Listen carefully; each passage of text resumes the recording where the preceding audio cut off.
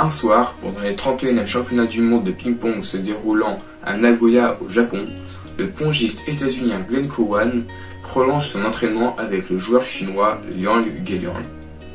Le souci, c'est qu'une fois après avoir terminé, la délégation américaine était déjà partie et Cowan se retrouve seul sans savoir comment rentrer à son hôtel. Liang Guiliang lui propose alors de rentrer avec le bus de la délégation chinoise afin que Cowan rejoigne ses coéquipiers américains. Les deux joueurs ne le savent pas, mais ils viennent peut-être de changer le monde. Bonjour à tous, c'est Politisport et aujourd'hui on se retrouve pour parler de la diplomatie du ping-pong.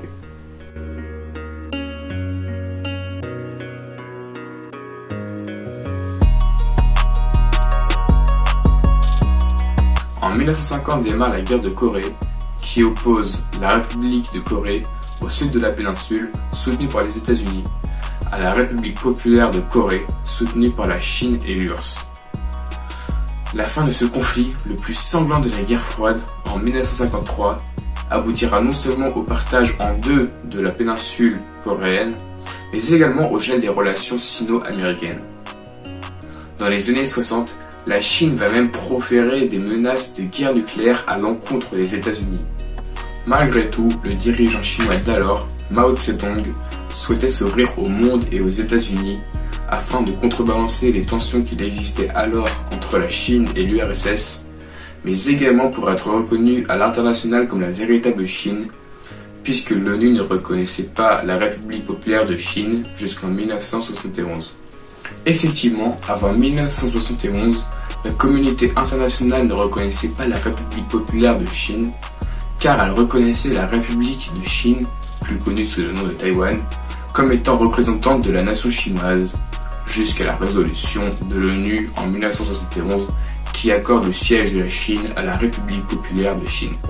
Du côté américain, à l'aube des années 70, l'administration Nixon cherchait à réchauffer ses relations avec la Chine afin de les utiliser dans les négociations de paix de la guerre du Vietnam, guerre dans laquelle les États-Unis étaient embourbés, mais surtout afin de contenir l'expansion soviétique. Cette raison allait aussi dans le sens des volontés chinoises. Les deux pays avaient donc des intérêts communs. Cependant, en 1971, le climat est toujours tendu entre la Chine et les États-Unis lorsque démarrent les 31e championnats du monde de ping-pong à Nagoya au Japon. De plus, la Chine n'avait plus envoyé de sportifs à l'extérieur de ses frontières depuis la révolution culturelle initiée par Mao en 1966.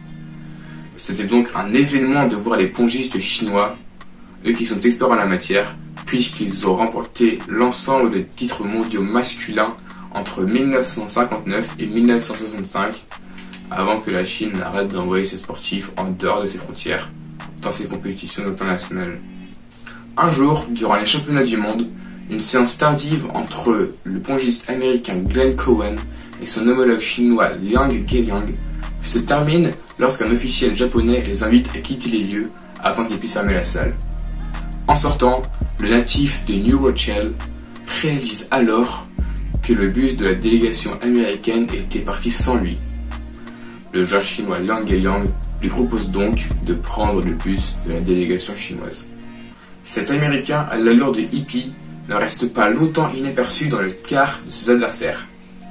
Alors que ces derniers riaient et bavardaient sur le trajet, les silences tombent d'un coup lorsqu'ils se rendent compte qu'un Américain est parmi eux. Au bout de plusieurs minutes, le triple champion du monde et star du tennis de table chinois, Chuang Zedong, s'approche de Glenn Cowan et échange avec lui à l'aide d'un interprète.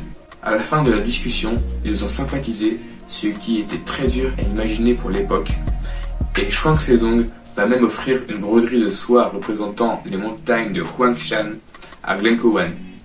L'Américain, souhaitant lui rendre l'appareil mais ne trouvant rien d'autre qu'un peigne dans son sac, lui offrira le lendemain un t-shirt à symbole pacifiste.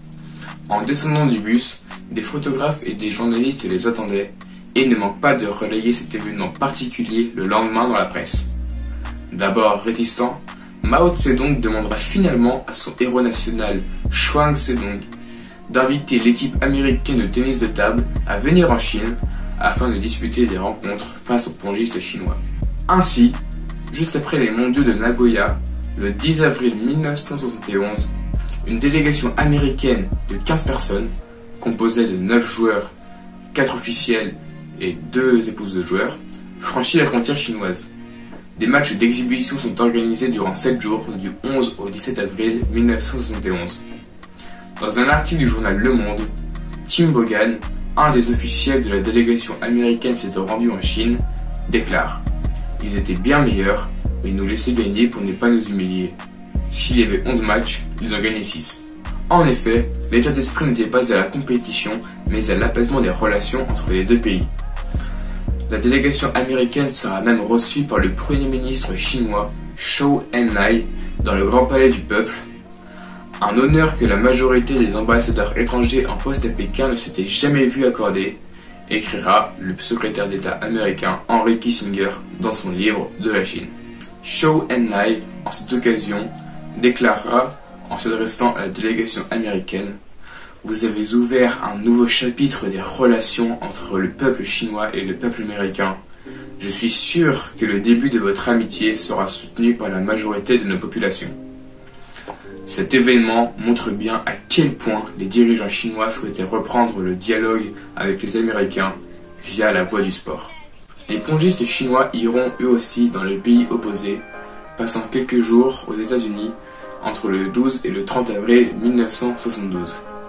Entre-temps a eu lieu une des rencontres diplomatiques les plus emblématiques de l'histoire, celle entre Richard Nixon, président des États-Unis, et Mao Tse-tung, dirigeant de la Chine. En effet, dès juillet 1971, l'ancien secrétaire d'État américain Henry Kissinger prépare cette visite avec le premier ministre chinois Zhou Enlai. La rencontre entre Mao et Nixon aura lieu en février 1972. Elle débouchera sur un communiqué commun qui, sans la nommer directement, dénonce l'URSS et son expansionnisme, puisque s'il y avait bien une chose qui pouvait relier les Chinois et les Américains, c'est bien leur opposition à la poussée soviétique.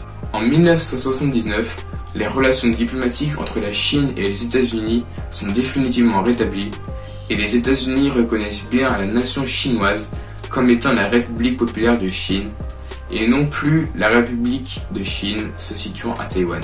Le rapprochement et le dégel des relations sino-américaines a donc été permis dans un premier temps par la voie sportive. Utiliser ce moyen comme outil diplomatique n'aurait donc pas affecté les capitales américaines et chinoises si cette stratégie s'était traduite par un échec.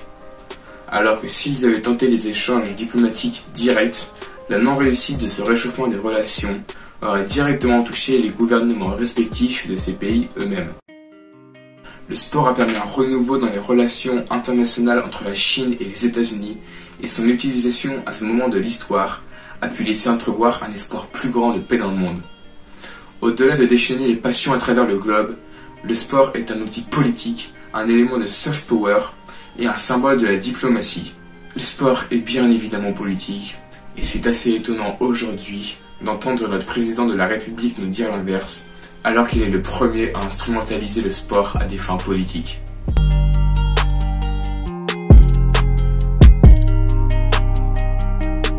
Merci d'avoir regardé cette vidéo. À noter que la diplomatie du ping-pong est présente dans un des meilleurs films de l'histoire, Forrest Gump.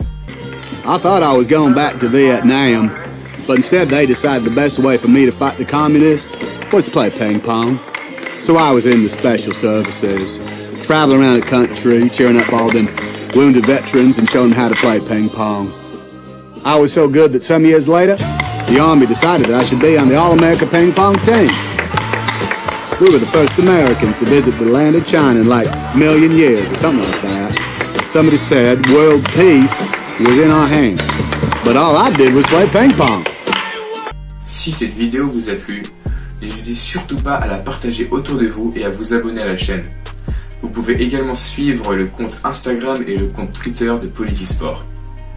Sur ce, j'espère qu'on se retrouve très bientôt pour un nouvel épisode de Politistoire.